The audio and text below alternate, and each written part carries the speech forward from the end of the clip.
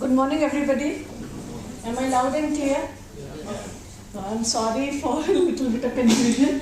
Actually, I got lost. I was supposed to be at 9 o'clock, half an hour. Taxi driver, I must say Mumbai was very good. He was very helpful. So this is the entire workflow of any chromatography. Most of us do chromatographic analysis, so I'm just going to concentrate on the sample preparation workflow before sampling. Our sample preparation basically starts right from collecting the sample. We are not going to be talking about it, but it is very, very important that we collect a representative sample. Otherwise, our whole analytical results will not be a true representation. However good our analytical methodology is, however perfectly we do our chromatographic analysis, if our sampling and sample processing is not done properly, it is going to negate our chromatographic results. Basically, a lot of your time is spent from here to here. Sample transportation, storage, handling, it becomes equally important because in the whole process, your samples, they should not change their physical and chemical properties. Because if it happens, again, it will not be a true representation of the results. While our chromatographic analysis basically is mostly automated now. Once you inject the sample, the instrument does everything. So the whole thing is not very time-taking or tedious. Most of our time and effort goes here. So it's very, very important to pay attention here. Very important. What are the sources of error generated and time spent? If you look at it, because as I said, chromatographic analysis, most of our workflows, they are automated. Instruments are sophisticated now, so we don't have to do much. But if you look at sample processing, the entire sample preparation and all that, depending on the kind of samples, you may just use one sample preparation technique, or you may have to use multiple sample preparation techniques. And depending on it, the complexity increases, the time spent on it increases, and so does the source of error generated. So if you look at this, it's a very good representation showing the maximum time spent, 61% of our time spent is in sample processing. And error is also maximum on sample processing. Different types of matrices, you can broadly classify them into solids, semi-solids. Basically, sample processing for these two will be almost same. The gases, you can inject mainly canister collection and all that, not that much of it. Or we have there's particular bags and all that. Liquid samples, common techniques that are used are liquid extraction, SPE and all that. The issue comes with these kind of samples. It's a more tedious time. Getting a representative sample of a solid is much more difficult than getting it from gases and liquids.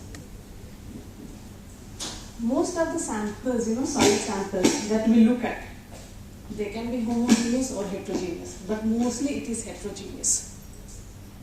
And there are large quantities available.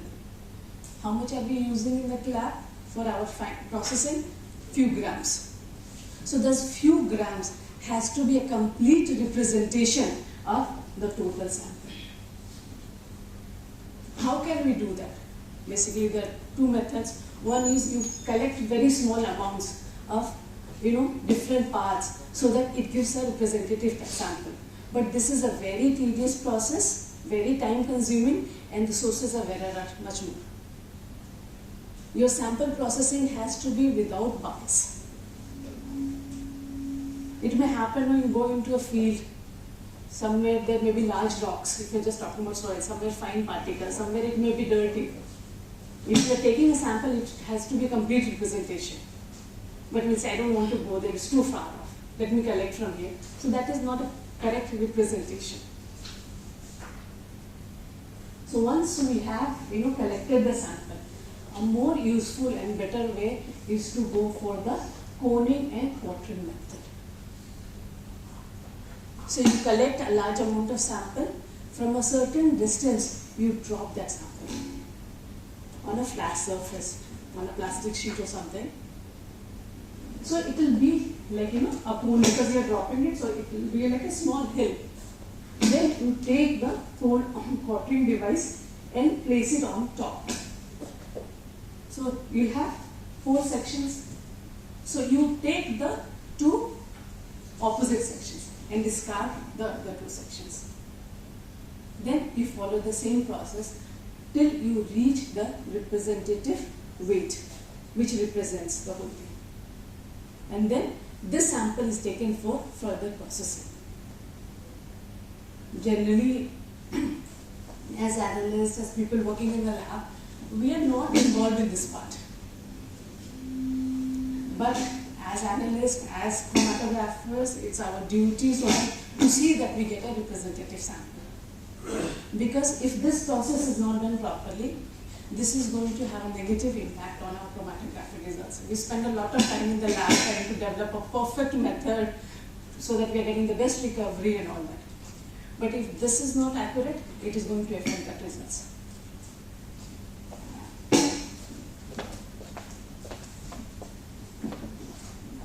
Finally brought me some question and answer sessions will be later.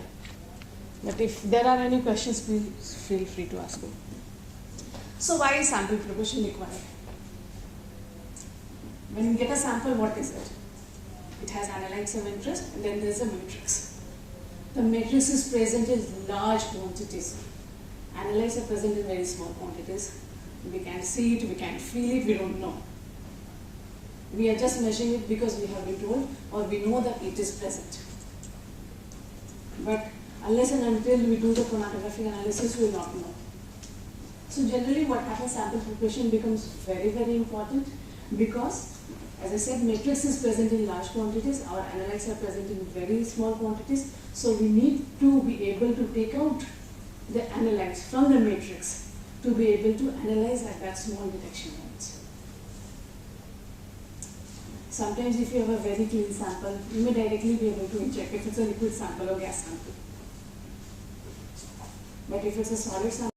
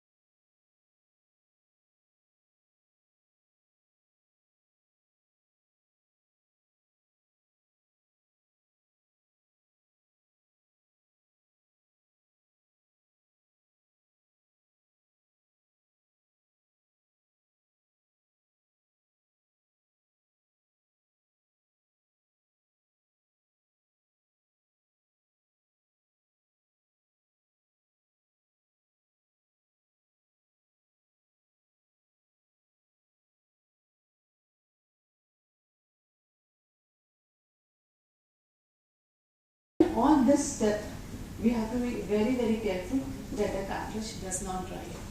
Once our wash step is optimized, what we do is, then we completely apply vacuum here and dry the cartridge.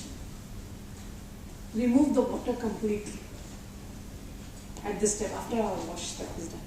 Then we elute out our analytes in the smallest possible volume using a solvent in which our analytes are soluble. It can be ethyl acetate, it can be acetonitrile, it can be difluoromethane, depending on what it is. So here not only are you getting clean extract, much cleaner, but this also can be used as a pre-concentration technique. Because what is happening? Suppose you have used 5 ml of the loading solvent. Elution can be done with a small volume of 1 ml. Immediately you are concentrating it 5 times.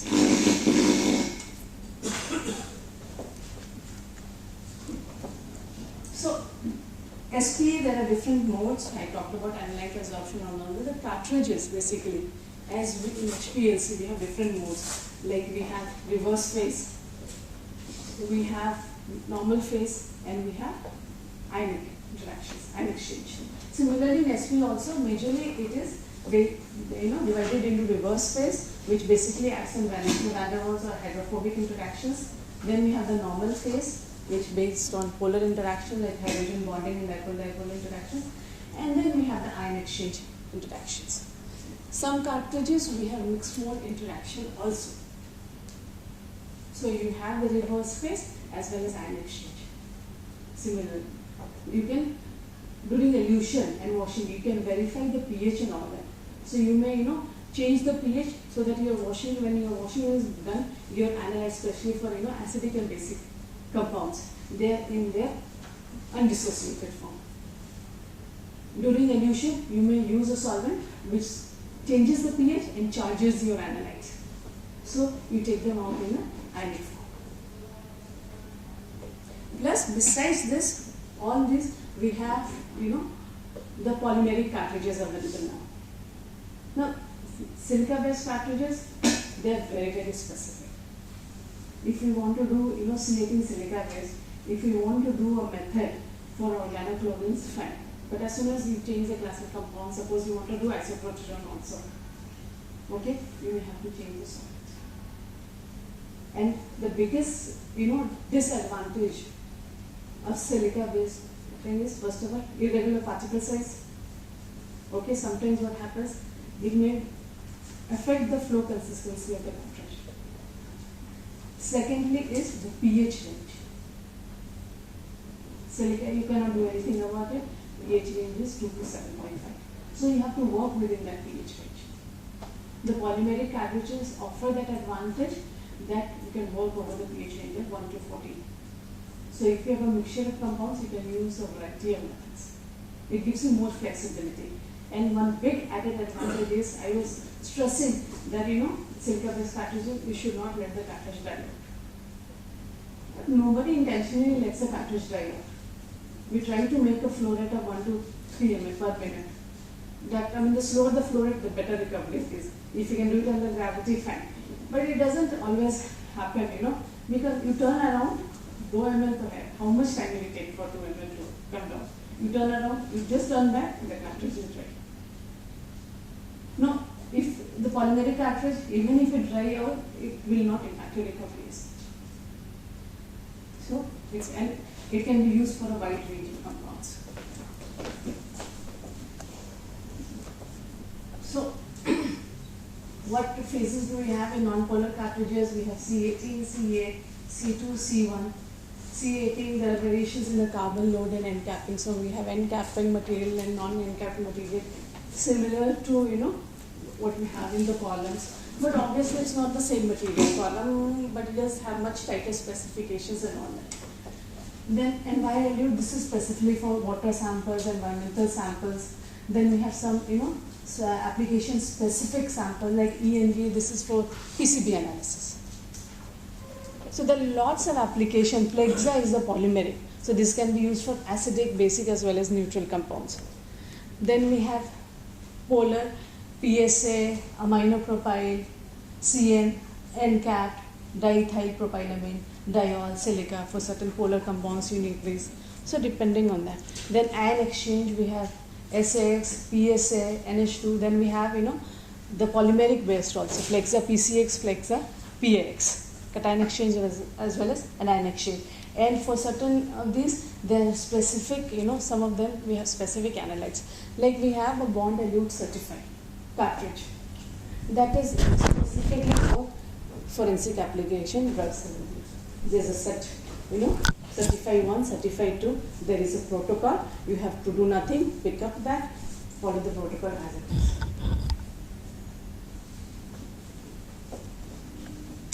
Cation exchange, okay. So, CBA, carboxylic acid base, cation exchange, one thing becomes very important is strong cation exchange and weak cation exchange. Now, if your compounds are strong ion exchange, you cannot use a strong ion exchange cartridge because then they will irreversibly bind and you will not be able to take your compounds. So, if your compounds are strong ion exchange, you have to use a weaker cartridge and vice versa. If you have a strong ion exchange cartridge you use this one, they will irreversibly bind. And you will not be able to take the compounds off the cartridge.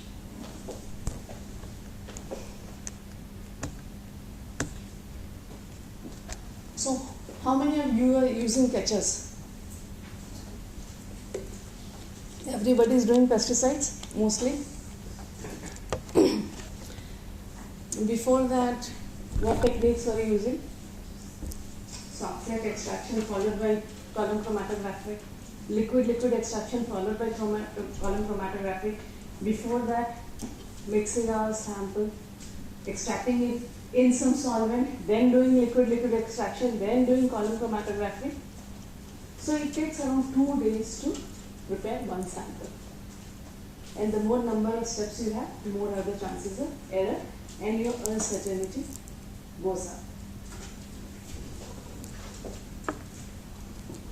So, catchers, what does it do? First of all, it's a blessing in disguise in the sense it reduces our solvent usage by almost 65 to 92%.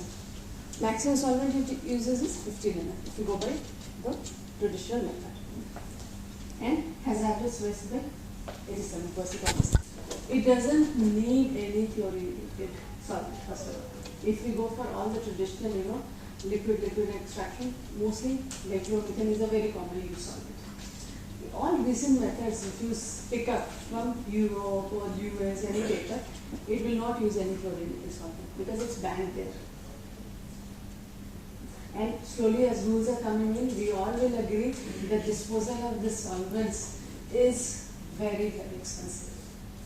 No more we can just dump it into the sea.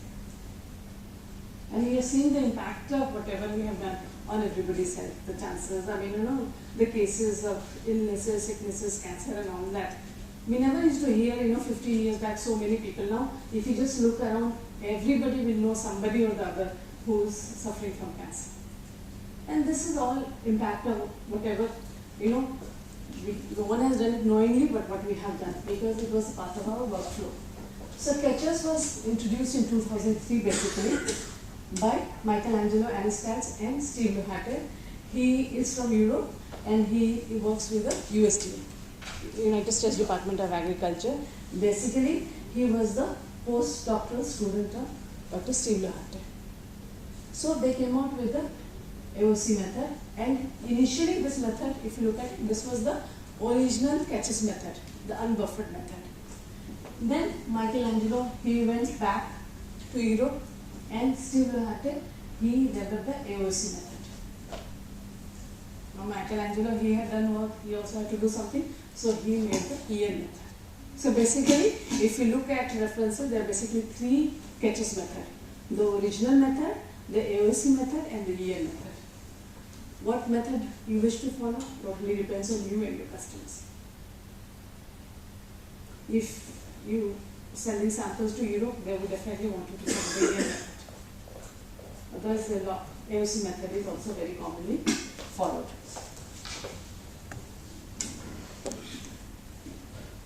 Are you surprised to see this slide? Why was catchers introduced? For what? Multi-class, multi-residue pesticides in fruits and vegetables.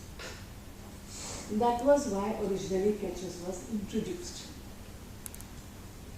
But I am showing you spices here. For the simple reason that the method is so simple that it is being extended, and these are difficult matrices. Now the method is being extended to all types of different matrices, to bovine liver, to blood, to milk, to spices, grains, everything.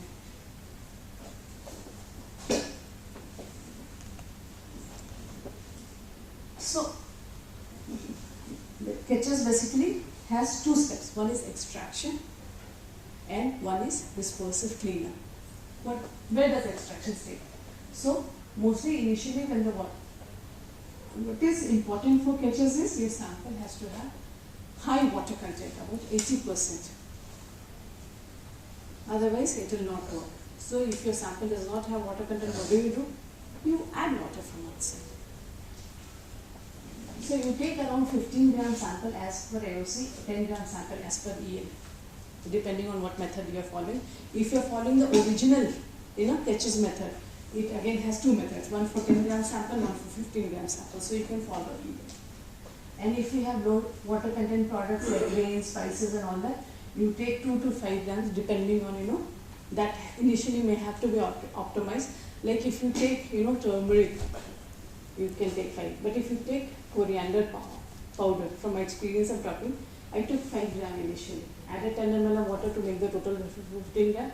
But coriander, it swelled up. There was not enough water left for partitioning to take place. So, reduce the amount to 2 grams. You add 8 to 10 ml of water to initial homogenized sample to help in partitioning. Water is a must. Can catcher be used for water? If you want to do drinking water? No. For drinking water, if you want to reach the detection limits, you need a large quantity of sample. 1 liter, minimum 500 ml. Generally 1 liter I'll take as a standard. Catcher's maximum amount is 15. So it cannot be used for water samples. So that based on, you add 10 to 50 ml of ACN, acidified acetonitrile, if it's an AOC method, and if it's EN, it is just ACN, later you add formic acid. So 10, if it's 10 gram sample, 10 ml, if it's 15 gram sample, 15 ml. So this is just a general guideline that I found that you can take, depending on, quantity, how much you can take, okay? But again, you can always, you'll have to, this is an initial method development stage. You may have to, try it once, it doesn't work, you may have to try it again.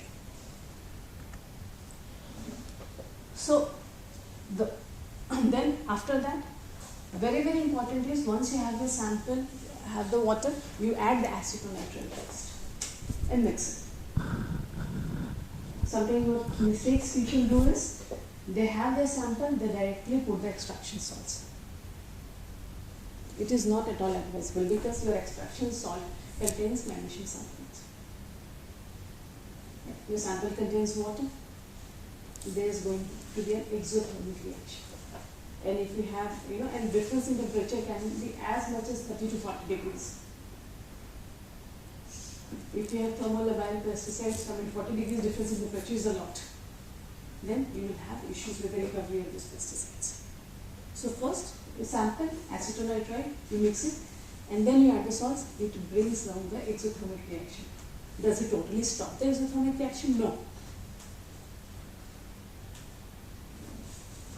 So what does the extraction salts, what does it contain? So original catches method, it has 4 grams or 6 gram magnesium sulfate depending on the weight. So for 10 gram sample, it is 4 gram, for 15 gram, it's 6 gram, 1 or 1.5 gram NaCl. So depending on, and this, if you look at it, the ratio of salts is exactly the same.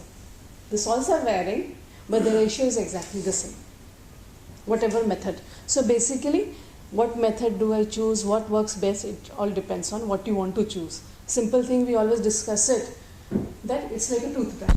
Everyone likes to have their own specific. Someone like, I like medium, I don't like soft. Even though dentists say you should use soft. My mother uses extra soft because her teeth are fragile. So it's like a toothbrush, what you want to use. It's your own choice. The AOC method, it contains magnesium sulfate and sodium acetate, which acts as a buffering salt. EN method, it contains NaCl, which helps in partitioning, and again it contains sodium citrate and disodium citrate, liquid dihydride. This again acts as a buffering salt. So they maintain different pHs, I'll be discussing about. So once you add that, you shake it for 1 minute approximately, and then you centrifuge it. Once you centrifuge it, this is what it should look like. So basically you have 3 layers, the aqueous layer, the matrix, and then on top you have the acetonitrile layer. Second step is the dispersive cleaner. So this is your extract. From here what you do is you transfer a known quantity. So depending on the method and what is the size of the dispersive tube, 1 to 8 ml. EN method asks you to transfer 6 ml. Okay. Once you do that, so you see here there is already some salts present here, some white material. What is this white material? All the tubes, they definitely will contain 2 things. One is your magnesium sulfate and one is your PSA, primary, secondary and meter. PSA basically removes your organic acids. And magnesium sulfate, it will take care of any residual water which has come from the previous step. If you do liquid extraction, we do partitioning, what do? We pass the extract through sodium sulfate to remove water. Here magnesium sulfate is doing the same thing. Then again we centrifuge it, and this is ready for injection. If it is a GC, you can inject it directly. If it's a LC, you need to dilute it.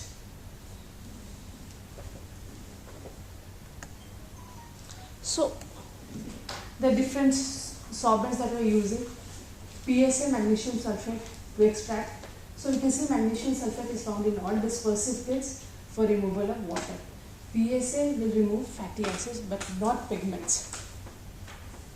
So if you have pigments, what do? And generally, if your sample comes out this clean, this will not be considered as color. It can be injected into the instrument. We don't necessarily need a clear water-like sample to inject into the system. So if we have color, spinach, you have to remove the color. In that, what do? We can use GC. It will remove chlorophyll pigments and sterols. And you can see that if we don't do any extraction, no cleaner, then we can just see this is our matrix. And if GCB will remove the pigments, but the fatty acids it will not remove. If you do PSA, it will remove the fatty acids but not completely the pigments. So it's a combination which works both. So this choice depends on your sample type. Yeah. Graphitized carbon is a powder. It's a powder. Yeah.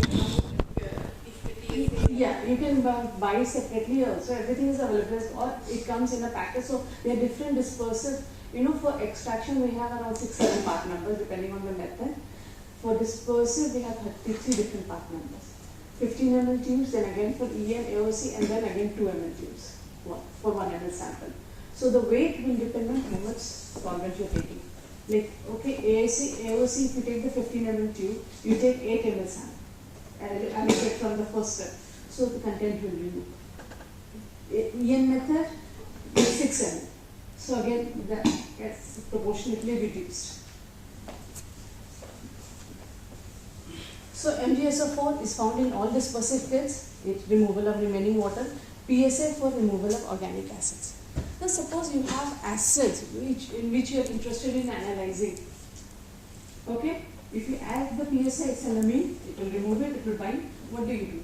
So if that is the case, what you do? You keep some extract from the first step and you inject that for acids. You don't treat it with PSA. Otherwise, you will lose your acids. Like if you have 2,4-D, for example.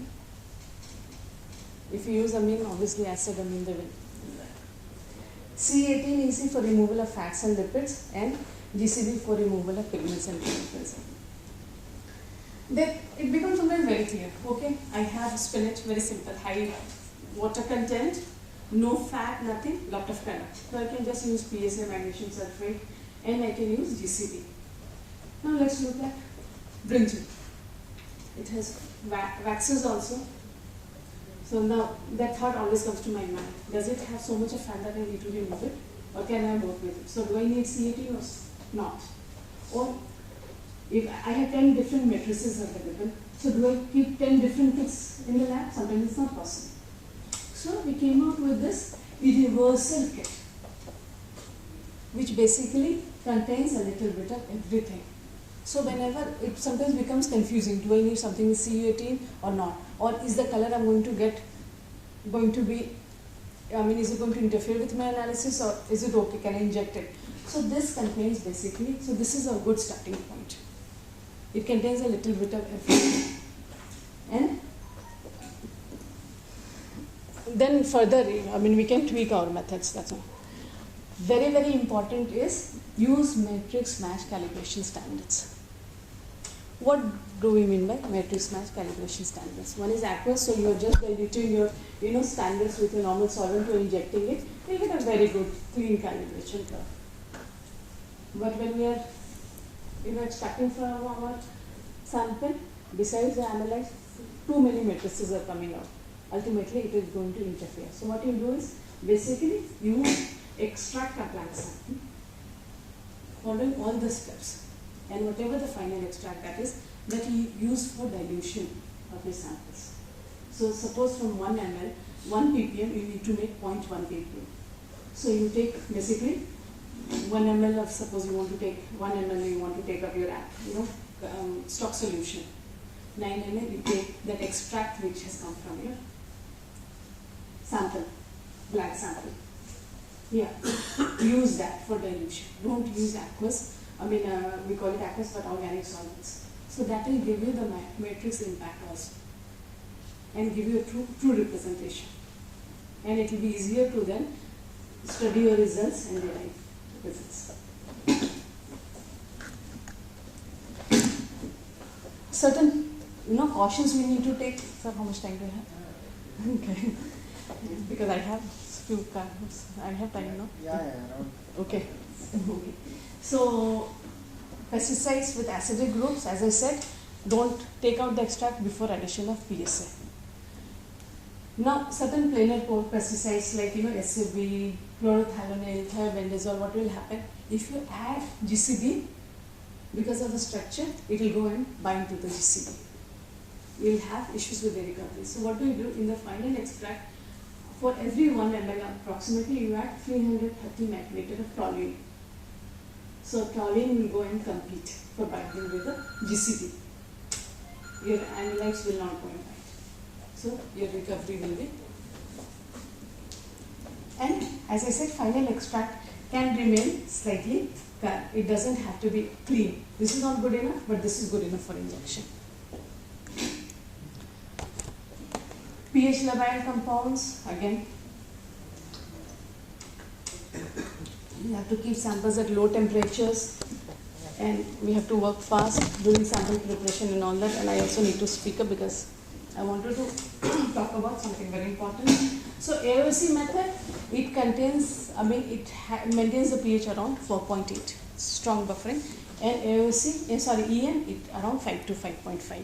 Whereas the unbuffered, it doesn't maintain the pH. So sometimes, as soon as what happens is actually, when you add the PSA, your pH, generally it's acidic, it becomes more than 8. So if you have acidic compounds, they will dissociate, and recovery is affected. If you look at this, ceramic homogenizers, what are these? These are alumina oxide, inert material. And if you look at this, it has this angle cut. What does it do? It helps in breaking our sample agglomerate. When you have your sample, you add the salts in it, magnesium sulfate. Traditional impact is that it will try to form a solid clump. This helps in breaking that clump. Because if it's one big clump like this, your acetonitrile will only act on the surface. If you break it into smaller pieces, we are increasing the surface area. and providing more surface area to come in touch with acetonitrile and interact with compounds. So it improves the interaction efficiency. And basically it is seen that it reduces your shaking time. Generally catches we say 1 minute shaking time. Here you say that as soon as 20 seconds your recovery is improving, but beyond that it's not making any difference. So you can further reduce your shaking time and reduce the variability. Packaging, so it comes in extraction and the dispersive. Dispersive comes in 2 packets, so this is 50 ml tubes plus, depending on the method, the kits. I'm not going to details, the procedures I wanted to talk about. Sample containing high lipids. Always has been a problem. Extracting pesticides, PCBs out of ghee always has been problematic. And depending on the sample, if you look at, this is a sample content, some have no fat content, some have very high content.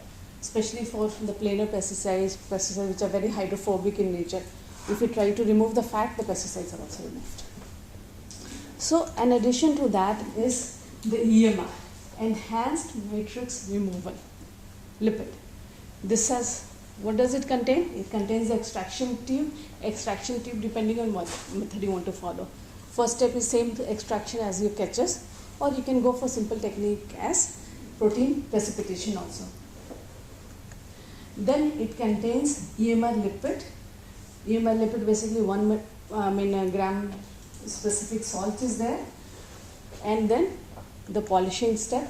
So it basically contains, so these two are for the dispersive. This is extraction and this is the dispersive. And here this is the catcher. So new catchers, so if you order a AOC kit, it will come like something like this with the salts. So EMR solvent, what it is? It is basically nanoparticles, proprietary material. Even I don't know exactly what it is. So this material, it has to be activated with water. It will not function if you don't activate it, except in one case, and I'll talk about that. You add 5 ml, immediately mix it, and then once you add water, what happens? It enhances the size exclusion and hydrophobic interactions with lipids and remove lipids, specifically for lipids. So you can see all these lipids removed. Cholesterol is removed to a large extent, but not as good as the straight chain fatty acids. Some things I'll be talking about, what we need to, in the EMR workflow, what we need to consider is compounds with very high log P, like which are very, very non-polar pH and all that. If we add water in the activation step, it impacts the recovery. So if you want to do pH using EMR, we don't want that water there, so that's an exception. Very polar compounds like aminoglycosides, so we're talking, that we don't use EMR. It's not recommended at all. Some compounds like tetracyclines and all that, there's a step we don't do. It has sodium chloride and magnesium sulfate. It chelates with those. So we will not use that. So the methods are modified depending on the compounds. And for certain compounds which are labile to light temperature and pH sensitive, we have to look at those compounds. So EMR fits into the existing workflow. So basically EMR is a cleanup step. It is not an extraction step. It's a cleanup step. So the extraction step can be catches, or it can be modified liquid extraction or protein precipitation. So proteins are removed by crashing step prior to injection or cleanup, example from milk, meat, seafood. And then we follow the dispersive cleanup by EMR.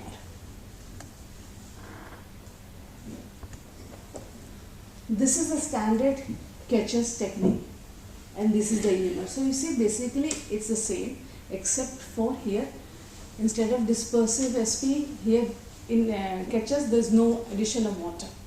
It just dispersive-SPE contains your magnesium sulfate PSA or maybe C18 and GCP.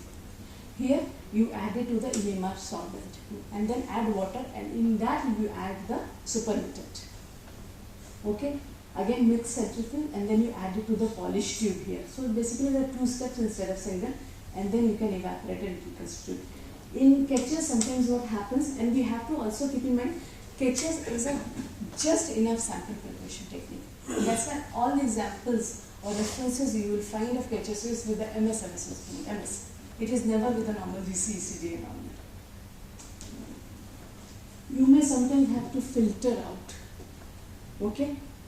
Here, filtration is not at all recommended because your analytes will interact with the filter, especially nylon, and it will impact the recovery. First was sketches, second is liquid extraction. So you have your, acetonitrile, you add the food sample. Let's take, for example, salmon we are talking about. Okay, fish.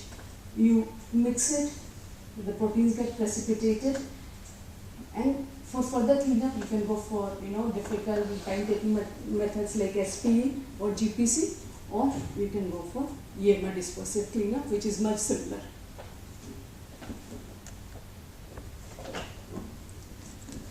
So, how does the EMR process? You can see catches or liquid extract. Let's take it. It's either come from catches or protein precipitation, whatever method you have selected.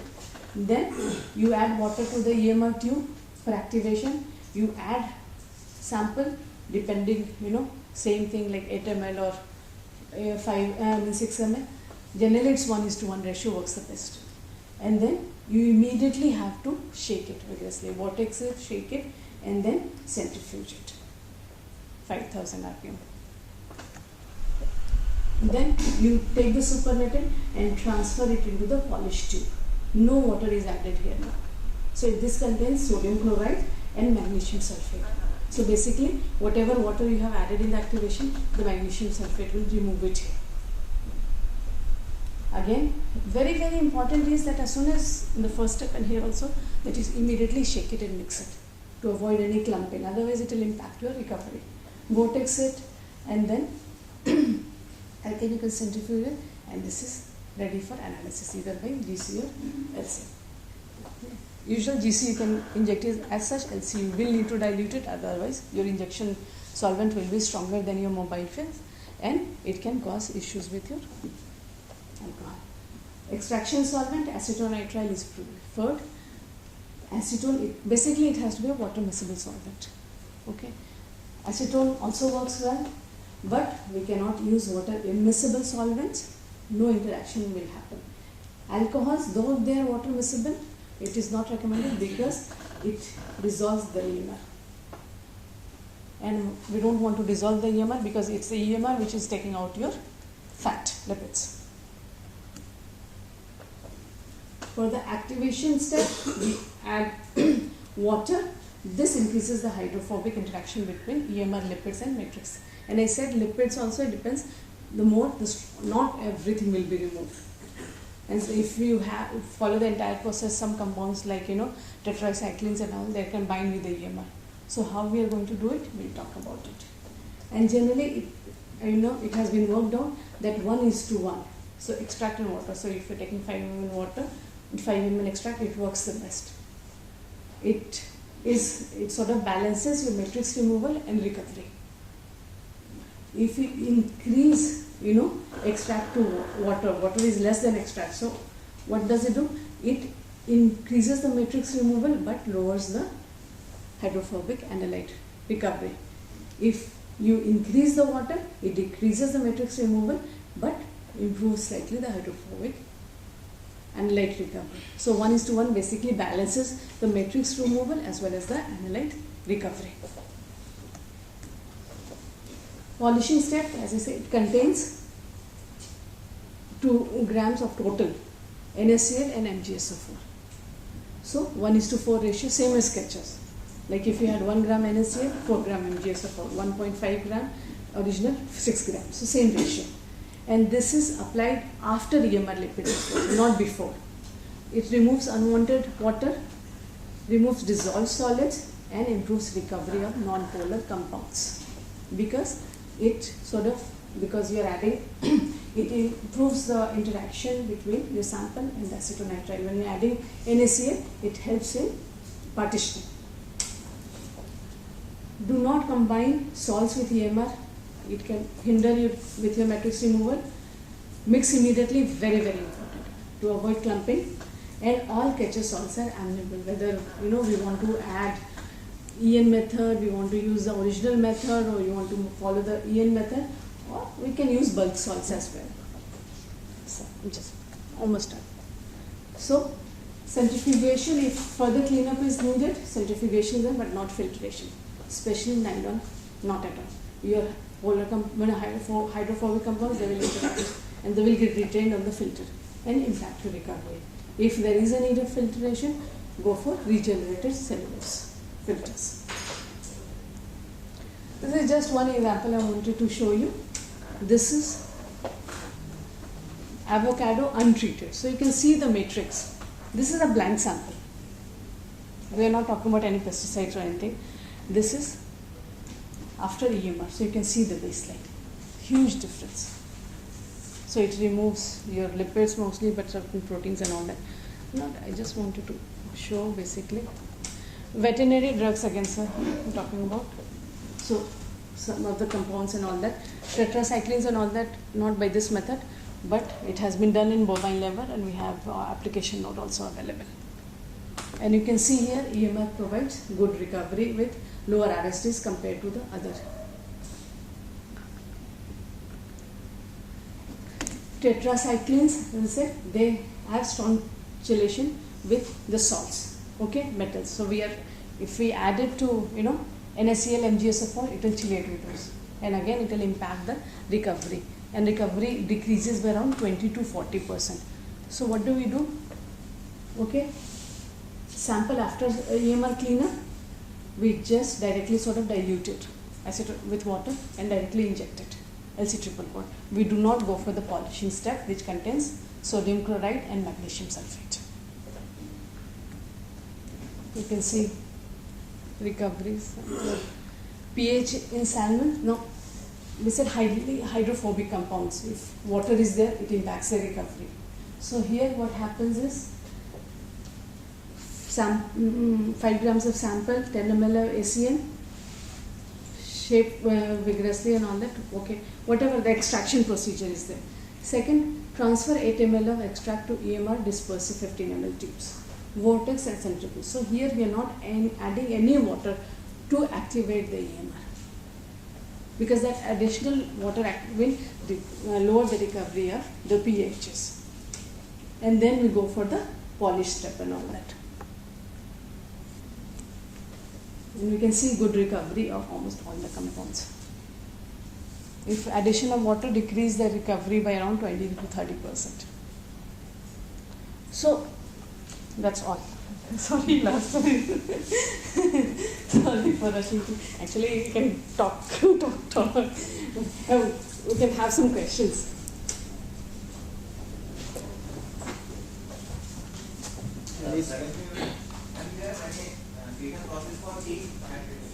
Yes, it's for catches also.